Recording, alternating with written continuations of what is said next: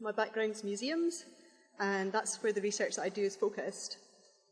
In particular, I'm looking at knack and chaitery in Scottish museums. Knack and chaitery could be termed otherwise gypsy traveller, material culture of gypsy travellers.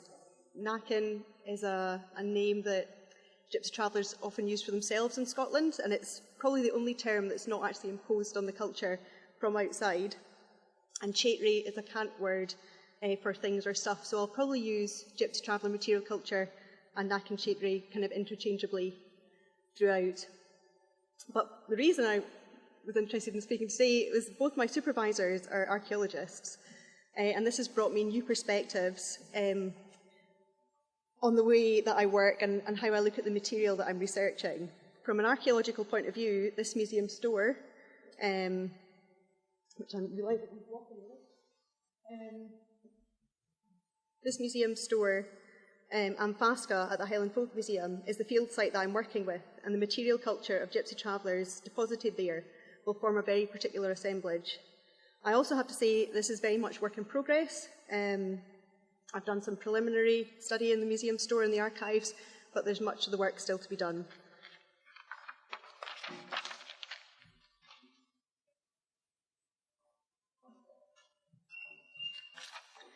Among the new perspectives that my supervisors have brought me have been in learning to accept and work productively with the absent material. Here, the difference between archaeological and museological approaches has been highlighted to me. As a curator, the idea of missing items is not an easy one, considering that the definition of a curator is to care for objects, and it is very object-focused. Discovering that objects in a collection have gone missing seems like a dereliction of duty. An archaeological sensibility has increased my appreciation of the traces, however, that are left by these objects.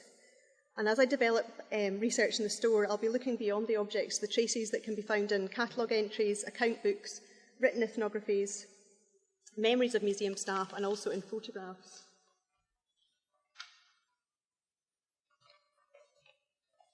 That any of the material that I'm studying survived at all is largely down to the vision of one individual, Isabel Frances Grant. She established the collection that's housed here from the 1930s onwards, and she was the inspiration behind the museum's later work on collecting. She was very committed to collecting what she saw as aspects of a disappearing Highland culture, and some of her less orthodox approaches have resulted in a very valuable collection in terms of research. So these approaches included collecting from dumps, and as a result she saved many things that would just have decomposed. She collected things that were not valued by their owners, which was very unusual in terms of museum collecting, and she collected from gypsy travellers, which was also unusual. She could very much see that they made a significant contribution to the culture, and in particular to the material culture of the Highlands. She was not just interested in objects either, she was interested in places and spaces where people live or lived, and in 1944 she developed her existing museum into the first open-air museum on mainland Britain.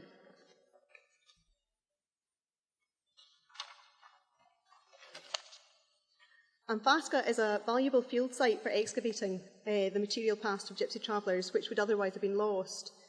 Gypsy travellers tend to work in natural materials that either degrade or could be recycled. Other than the silver, which travellers worked in, most of these artefacts would have also been considered low status and therefore not part of many museum collecting practices, certainly in the early stages of museums. Harder-wearing silver is obviously vulnerable to changes in fashion, and much has been lost in terms of what we know of silver due to the ease at which it can be recycled. And kind of ironically enough, I suppose, gypsy travellers played a part in that, as itinerant smiths would have played a part in that recycling. Helpfully, Grant took an interest in the material culture of gypsy travellers, and she acknowledged some of this material in her writing.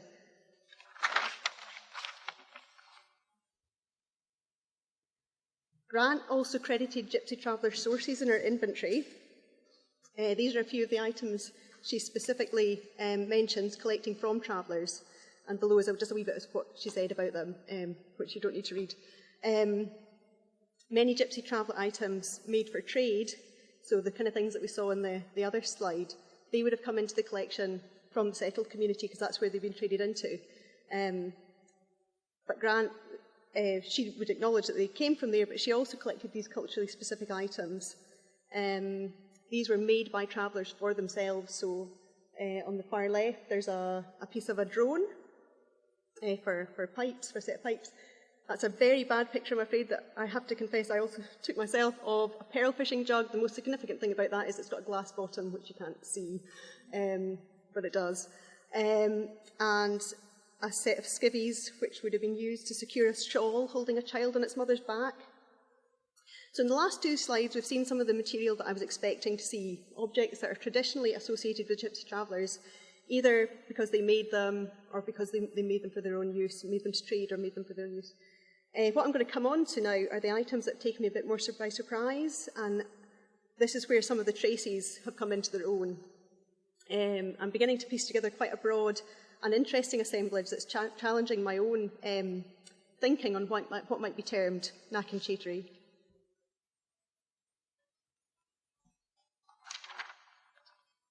So while travellers are generally accepted as makers of such things as clothes pegs and tinware, they're not usually so much associated with pottery. They did play, however, a fairly significant role in the making, movement and mending of pottery in the past. And there's traces of this connection with ethnographic accounts, some of which are featured here. I've just picked out in bold some of the more significant words. It's also something that I.F. Grant herself was aware of and wrote a little bit about. And travellers recall both trading and mending pottery in the ethnographies. There's also a trace linguistically in the word mugger. And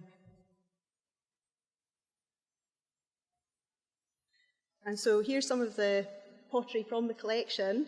On the left, some of the Staffordshire pottery in situ in one of the houses in the museum site, and it's quite possible that these were brought to the Highlands by gypsy travellers who were known to travel down to some of the pottery places in England, pick up things that they knew would be popular for sale. And I.F. Grant, I think, thinks that they traded them for rabbit skins, which were quite valuable to them. They would then sell them to those in the fur trade and make money that way. This is also a teapot. This one belonged to the Duchess of Sutherland, and it was mended by travellers. So I don't know if you can see, but there's staples on both the spout and also on the handle. So this is an area I'm going to be looking at a bit further to see if there's more connections within the collection.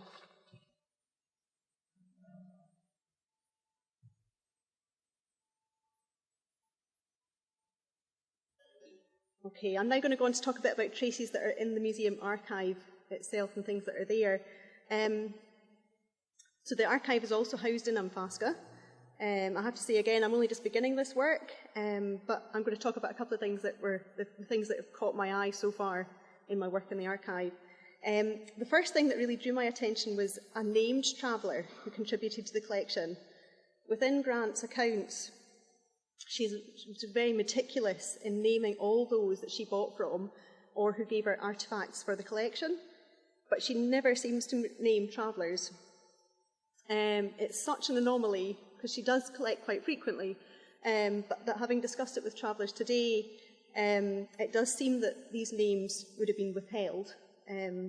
So here again, I appreciate a kind of an archaeological perspective, and I hope I'm not making assumptions about what an archaeological perspective might be, but certainly it's allowed me to frame this not as incomplete record keeping on I.F. Grant's part, but as evidence of the agency of those gypsy traveller sources who chose to remain anonymous. But kind of the exception that proves the rule in terms of the anonymity of these sources, there is one traveller who's named. Grant refers to him as Riley Tinkers, which is not a term I would use, Moulin, and this was very exciting to find in the catalogue. A, because it was a name, and B, it's a familiar name to me. This is a quote here from Jess Smith's, one of her memoirs, and I've just again picked out the important words, so Riley in Moulin.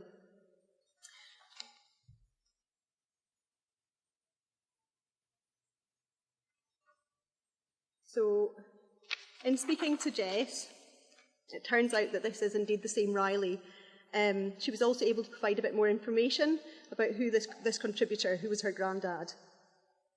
Like many travellers, he was a horseman, and he used his horses to provide two services in his local area. One of them was a carriage for funerals, and also to pull a trailer for house clearances. He traded in the antiques from the house clearances, and it was through this aspect of his business that Grant came into contact with him and purchased these items here. So these are some of the unexpected items that are kind of adding to this growing assemblage and enriching my own understanding of what knack and chatery might include. So these are really from the settled community, but evidence that relationship and that trade between... Oh, sorry. I'll just show you two more things. Duncan Williamson is photographed at the Highland Folk Museum in the 80s, making wooden flowers. As a curator, I was very disappointed to realise that none of the flowers that he made when he was at the museum were collected. But I'm getting a kind of growing appreciation of the fact that there are these photographs that provide evidence of that. And also, because it's a living culture, and some of these skills and crafts are still in use today, Duncan Williamson's son, who gained this skill from his father, recently made these here, which are obviously not replicas because they're his own work, but do represent that skill that was kind of missed within the museum collecting. Thank you very much.